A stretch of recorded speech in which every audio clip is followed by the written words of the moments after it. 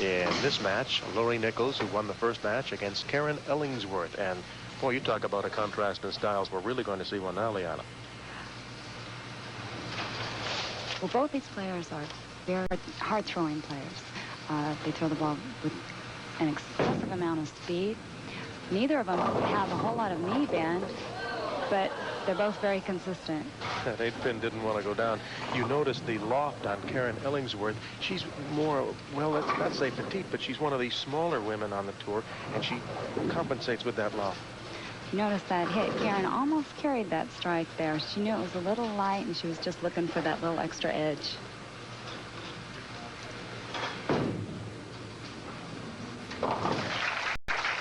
There's a good example to be confident when you have a 1-pin standing there. I'm talking about amateur bowling. Off also.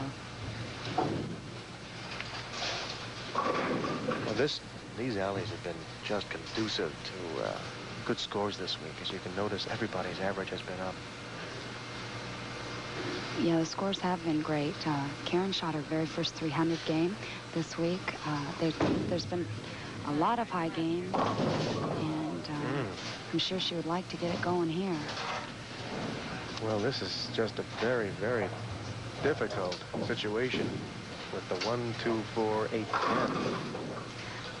As we call a washout. Well, a washout with the 8 addition there. The 1, 2, 4, 10 would have been the old standard time. Exactly.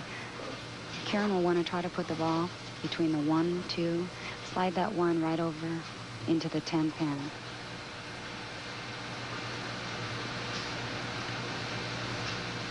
But the way the lanes have been breaking towards the pin, it's been easy to throw that 1 pin right around the 10 this week instead of picking it up. She didn't quite get enough angle on that to knock that 1 into the 10 that time. So with an open frame in the second, Karen now is at least 3 pins down. You'll notice she wears 2 different socks. That's a superstition of hers. Yes, she was explaining that to the crowd last night, that originally she just started doing that, and now they put it in the program book. She feels she has to do it.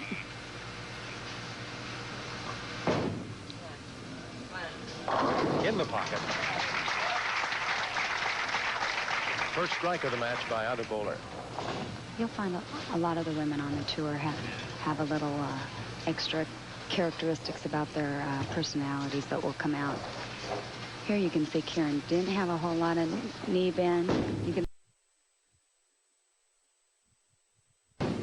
Needs a big fill here. Oh, you can't get bigger than that. No, that was a great shot by Karen. Once again, nobody's really running away with this match. The girls have had a few problems out there. I think now they're starting to get back into it. Karen had that open frame. Yes, as we saw before on lane 9, she hit solid, left that ringing 10 pin. The lighter hits again have been carrying the best here. You hit solid in the pocket. The girls just haven't been able to get 10 down. Karen Ellingsworth, who works as a bartender at the Ringside Sports Club in suburban Chicago, has all of them rooting for her today. I know they're watching. And with that loft of hers, very light hit, she leaves the dinner bucket right there. This is a very difficult spare. 2, 4, 5, 8. What is the way to get it now, Liana? Probably the best way to try to convert the spare is to throw as straight as possible at it. This way you would eliminate any possible chop. Plus you've got the sleeper behind there, so it's definitely difficult. She converts it like a professional. Which is what she is. But she still trails by 24 pins after 6 frames. Karen defeated Lorrie in 1984 in the title match for the U.S. Open Championship. At the time, Karen was working for Lorrie. Made a nice little story. They're good friends, on and off the lanes. Tell me about that Cobra wrist device that she's wearing. After we see how many she knocks down. High, almost the Brooklyn side, and gets a baby split. Once again, she overcompensated for her light hit on lane 10. But what about the device she's wearing? Let's take a look real quick at how that ball hit. It went through the nose, as we call the 1 pin, and left her with that little 3-10 split. She will try to put the ball between the 2 pins. Probably shooting as straight as possible, not giving it too much hook. She converts it. The fifth split worked that time on her seventh frame. We'll return to the Cherry Bowl in Rockford, Illinois for more action right after this. We talk about the wristband. Sorry to hang you up coming back. I'm going to exercise classes, and the strength in the legs is such a key to bowling. Her score right now shows a 24-pin lead for Nicholls, and Ellingsworth on a spare. She's only had 2 strikes in this entire match. Karen has just switched bowling balls. She wasn't quite getting the reaction that she wanted. She also switched lines.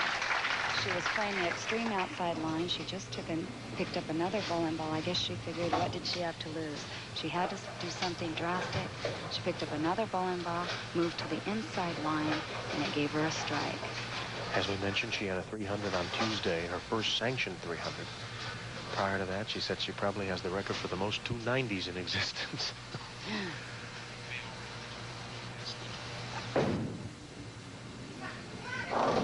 And she leaves the dinner bucket again. Second time on that lane 9 for her. Yes, that's true. As you can see the emotion once again, as I was talking about before in the girls.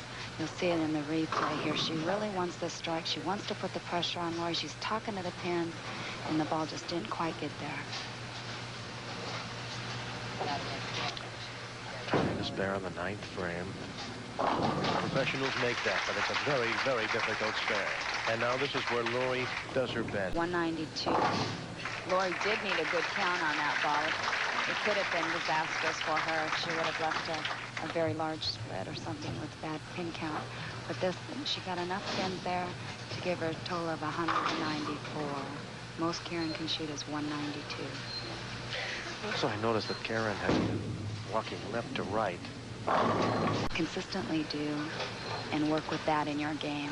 You saw Lorrie Nicholls is walking up the ladder as she moves from 5th. She eliminates Betty Morris in 4th, and now Karen Ellingsworth is going to be eliminated from 3rd. But these are all outstanding competitors.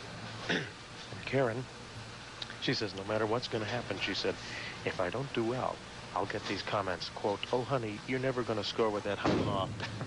If she does well, she's